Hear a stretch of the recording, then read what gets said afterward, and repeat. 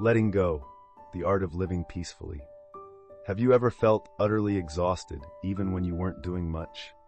Have you ever laid down, closed your eyes, and felt your heart silently weep for something you couldn't even name?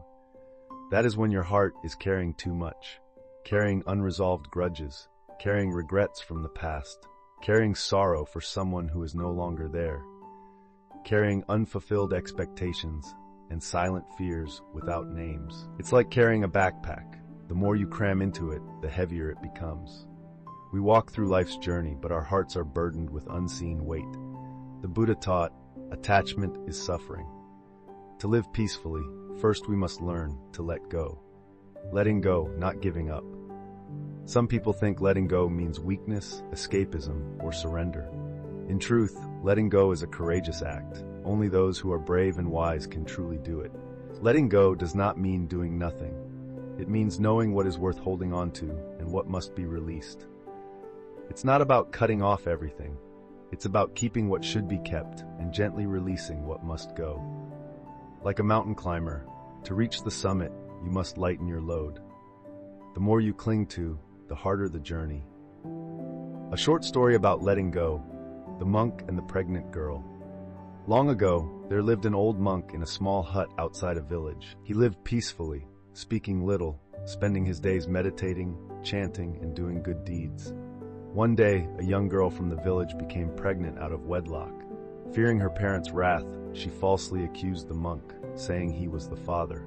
The entire village was furious. They stormed the monk's hut, cursing, spitting, humiliating him. The monk simply said, "Is that so?" When the baby was born, they brought the child to him. Without protest or defense, he quietly accepted the child and cared for it as his own. A year later, the girl confessed her lie.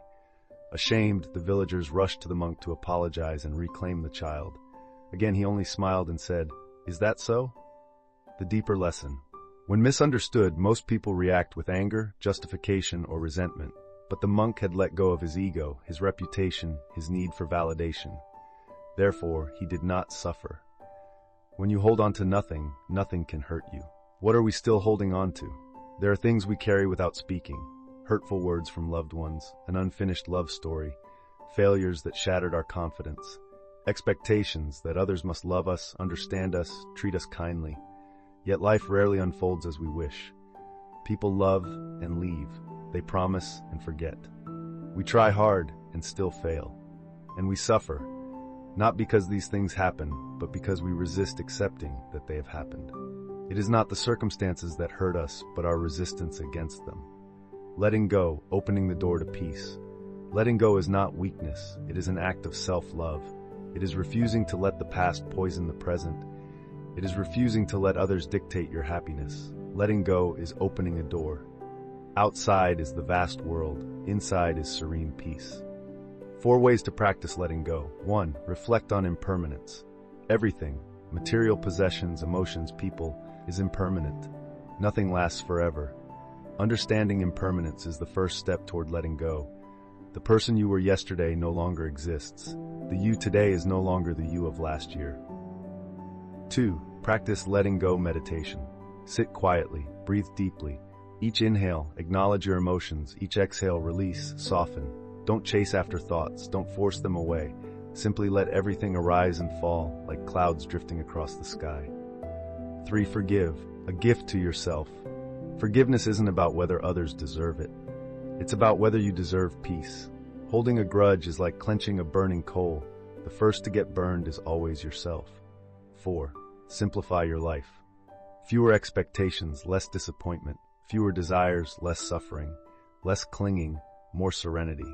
Let go, from material things to emotional attachments, from the need to be right to the need to be understood. Another short story, The Father and the Lost Car. There was once a man who lost his brand new car. He mourned it, cursed the heavens, and suffered for months. One day he met a wise master and poured out his misery. The master simply asked, "If you hadn't lost that car, are you sure you would still be alive today?" The man was stunned. It turned out, had he not lost the car that day, he would have driven into a deadly accident. Letting go isn't always a loss.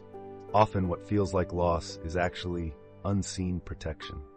Final words. Choose to let go. Choose to live lightly. Dear friend, we are born empty-handed. We will leave this world empty-handed. Only a peaceful heart remains. Practice letting go, a little more each day. Let go of pride. Let go of arguments. Let go of whatever weighs your spirit down. Because only by releasing can you embrace true peace.